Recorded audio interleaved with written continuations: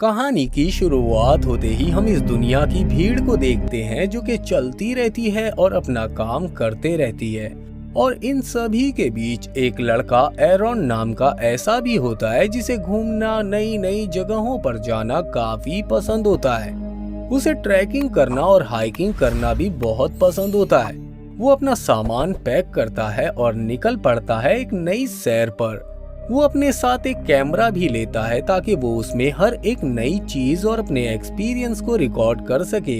वो उस जगह अपनी कार से जाता है, लेकिन फिर उसे अपनी वो कार वहीं छोड़नी पड़ती है क्योंकि आगे पहाड़ों में उसकी कार नहीं जा सकती। इसलिए वो उसे वहीं छोड़ देता है और आगे के लिए साइकिल से निकल पड़ता है।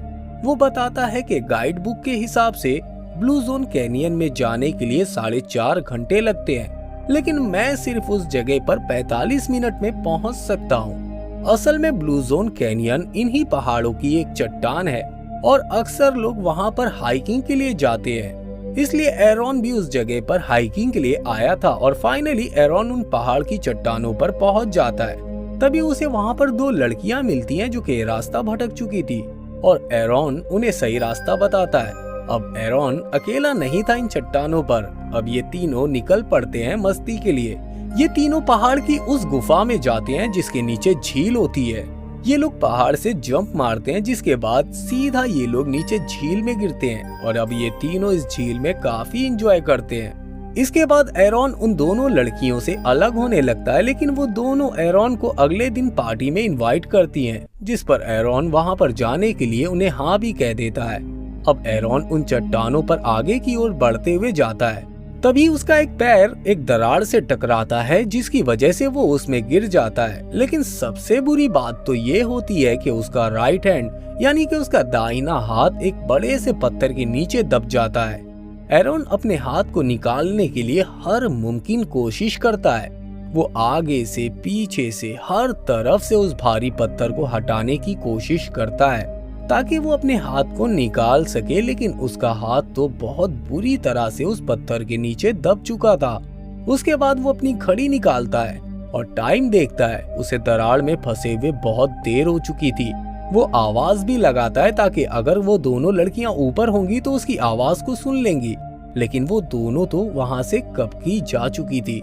एरॉन समझ चुका था कि वो कितनी बड़ी मुसीबत में फंस चुका है। उसके पास खाने पीने का सामान भी ज्यादा नहीं है, इसलिए वो अपने बचे हुए सामान को थोड़ा थोड़ा करके यूज करेगा। उसके बाद हमें कैमरा लोकेशन दिखाया जाता है जिससे हमें पता चलता है कि एरॉन कितनी बड़ी और गहरी दरार में फंस चुका है।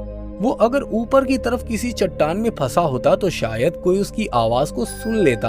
अब वो अपने बैग से सारी चीजों को बाहर निकालता है। कैमरा, चाकू, घड़ी, रस्सी, सारी चीजों को बाहर निकाल देता है और सोचता है कि वो इनमें से किस चीज की मदद से बाहर निकल सकता है।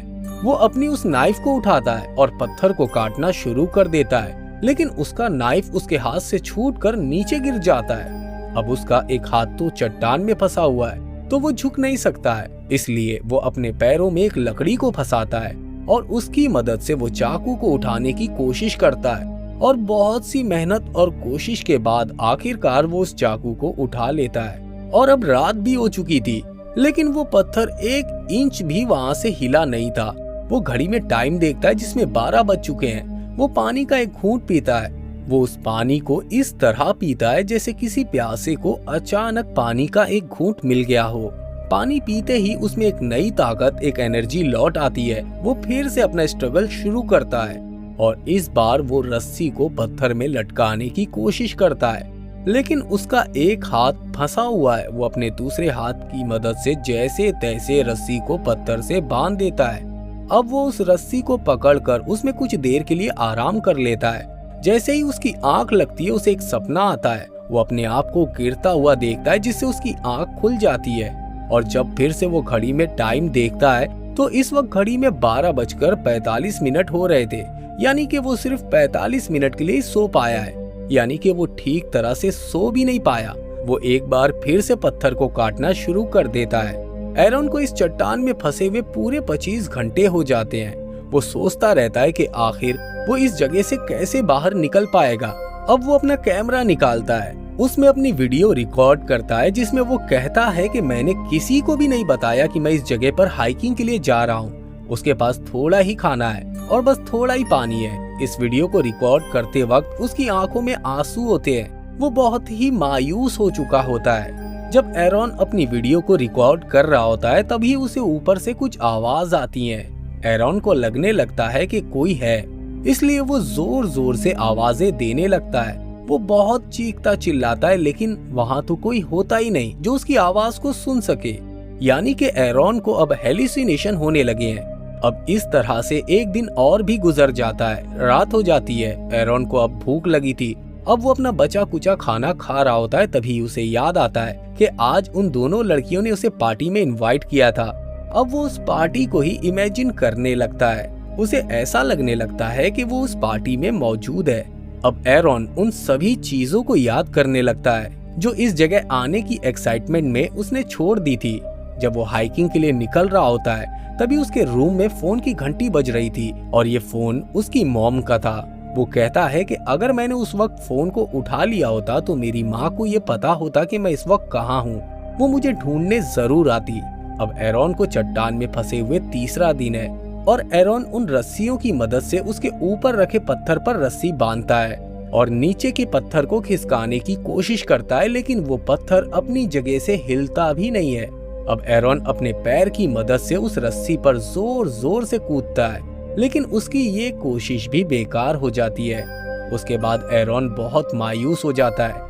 वो समझ जाता है कि वो इस जगह से जिंदा तो नहीं लौट सकता, इसलिए एक बार फिर से वो वीडियो रिकॉर्ड करता है जिसमें वो बताता है कि अब उसका पानी भी खत्म हो चुका है। वो आसमान में उड़ते हुए पंछियों को देखता है और सोचता है कि काश मैं भी इस जगह से आजाद हो जाऊं। एरॉन जिन चट्टानों के बीच में फंसा हुआ होता है वहाँ सिर्फ कुछ ही देर के लिए धूप आती है। अब वो फिर से वीडियो को रिकॉर्ड करता है जिसमें वो कहता है कि अब वो अपने इस फंसे हुए हाथ को काट देगा जिससे कि वो बाहर निकल सके। अब वो अपने हाथ को एक रस्सी से बांध देता है और चाकू की मदद से हाथ को काटने की कोशिश करता है, लेकिन उस चाकू से उसका हाथ तो क्या उसकी चमड़ी तक नहीं कटती क्योंकि उसमें धार जो नहीं थी। अब एरॉन कैमरे की तरफ देखकर बोलता है कि सस्ती चीजों को कभी मत खरीदना, इससे तो मेरा हाथ भी नहीं कट रहा है। एरॉन सपने में अपने दोस्तों और घर को देखता है। उसे बहुत सारी बातें याद आती हैं। तभी आसमान में बिजली कड़कती है जिसकी वजह से एरॉन की नींद खुल जाती है और बारिश शुरू हो जाती है। एरॉन के पास पानी खत्म हो चुका था, इसलिए वो अपनी खाली बोतल में पानी भरने लगता है। अब बारिश का पानी चट्टानों के बीच में भी आना शुरू हो जाता है। अब एरॉन उस पानी में डूबने लगता है। वो उस पत्थर पर जोर लगाता है क्योंकि पानी में तो हर चीज तैरने लगती है और उनकी ग्रेविटी कम हो जाती है, और होता भी ऐसा ही है। एरॉन के जोर लगाने पर वो पत्थर अपनी जगह से हिल जाता है जिसकी वजह से एरॉन का फंसा हुआ हाथ बाहर आ जाता है। वो उस पानी में तैरते हुए बाहर निकल जाता है। आजाद होते ही वो अपनी कार की तरफ आता है। गाड़ी में बैठकर वो उस जगह से निकल जाना चाहता है, लेकिन ये सब भी एरॉन का एक सपना ही होता है। वो अभी भी उसी चट्टान में फंसा हुआ था। अकेले रहने की वजह से उसे अजीब अजीब से सपने आने लगे थे। अब एरॉन को इस जगह फंसे हुए 4 दिन हो चुके थे। वो अब अपने आप से ही बातें शुरू कर देता है। साथ ही में वो कैमरे में अपनी मॉम और डैड से प्यार का इजहार भी करता है। ये कहते हुए वो बहुत इमोशनल हो जाता है। साथ ही में उसे वो शॉपकीपर भी याद आता है जिससे उसने हाइकिंग का सामान लिया था। अगर वो उसे भी बता देता तो शायद वो उसकी मिसिंग रिपोर्ट करवा देता। वो ये सब इसीलिए रिकॉर्ड कर रहा था कि उसे अब पता चल चुका था कि यहाँ कोई भी इंसान तो क्या जानवर तक नहीं आने वाला। अब एरॉन एक बार फिर से उस चाकू को अपने हाथ में ले लेता है, लेकिन इस बार वो चाकू से अपने हाथ को नहीं काटता बल्कि उसको अपने हाथ में धंसा देता है और वो चाकू उसकी हाथ की हड्डी से टच हो जाता है जिसकी वजह से खून निकलना शुरू हो जाता है। लेकिन उसके आगे एरॉन कुछ भी नहीं कर सकता। इस तरह एक दिन और निकल जाता है। अब एरॉन बहुत कमजोर हो चुका है। अब अगर वो इस जगह से नहीं निकला तो जिंदगी भर नहीं निकल पाएगा। ये पत्थर शायद मेरा ही इंतजार कर रहा था। जब से मैं पैदा हुआ तब से ये चट्टानें मेरा इंतजार कर रही थी। शायद ये मेरा आखिरी सफर है। एरॉन ये सब कुछ सोच रहा था। एरॉन उस चट्टान पर अपना नाम और डेट ऑफ बर्थ लिखता है।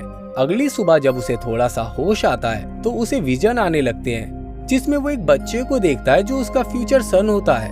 वो देखता है कि वो उस बच्चे के साथ खेल रहा है। ये देखकर उसके अंदर एक नई उम्मीद पैदा हो जाती है और वो अपने फंसे हुए हाथ को उल्टी तरफ से पुश करता है, जिससे उसके हाथ की हड्डी टूट जाती है। इसके बाद वो चाकू जो उसके पास था, अब उसमें उसने धार भी लगा ली थी, धीरे धीरे अपने हाथ को काटना शुरू कर देता है। इस तरह से वो अपने हाथ को अपनी बॉडी से अलग कर देता है। आज छठे दिन एरन इस जगह और चट्टान से खुद को आजाद कर लेता है। वहाँ से निकलने से पहले वो अपने हाथ की फोटो भी खींचता है, जो अभी भी उस पत्थर में फंसा हुआ है। भूखा प्यासा होने की वजह से एरन से ठीक से चला भी नहीं जा रहा है। उस जगह से निकलने के बाद एरन देखता है कि वहाँ पर बारिश का पानी जमा है। एरन उस पानी को पीना शुरू कर देता है और उसे आसमान में उड़ता हुआ वो पंछी भी दिखता है, जिसे हर रोज वो उस चट्टान से देखा करता था। आज वो भी उसी पंछी की तरह आजाद हो गया है। लेकिन अभी भी इस जगह से निकलना आसान नहीं था, क्योंकि ये जगह काफी बड़ी थी। लेकिन एरन हिम्मत नहीं हारता। वो तकलीफ में होने के बावजूद चलता रहता है। तभी उसे एक फैमिली दिखती है जो कि हाइकिंग के लिए आ रही होती है। एरन उन्हें आवाजें लगाता है। वो भागते हुए उसके पास आते हैं और वो लोग एरन की मदद के लिए हेलीकॉप्टर बुलवाते हैं, जो उसे हॉस्पिटल लेकर जाता है। कुछ वक्त के बाद एरन बिल्कुल ठीक हो जाता है और एरन ने जो अपने बच्चे के लिए विजन देखे थे, आगे चलकर वो सच साबित होते हैं। 3 साल के बाद एरन एक लड़की से मिलता है जिसका नाम जेसिका होता है। इन दोनों की शादी हो जाती है और इन दोनों का एक बेटा होता है। एरन ने इन 6 दिनों में मौत को बहुत करीब से देखा था, लेकिन इन सब के बाद भी एरन ने अपने शौक को नहीं छोड़ा था। वो अभी भी हाइकिंग करता था, लेकिन अब वो कहीं पर भी जाता है तो ये नोट जरूर लिखता है कि वो कहाँ जा रहा है। और इसी के साथ ये मूवी यहीं पर खत्म हो जाती है। अगर आपको हमारा ये वीडियो पसंद आया हो तो वीडियो को लाइक करके चैनल को सब्सक्राइब कर दें और हाँ, बेल आइकॉन के बटन को दबाना ना भूलें। जय हिंद।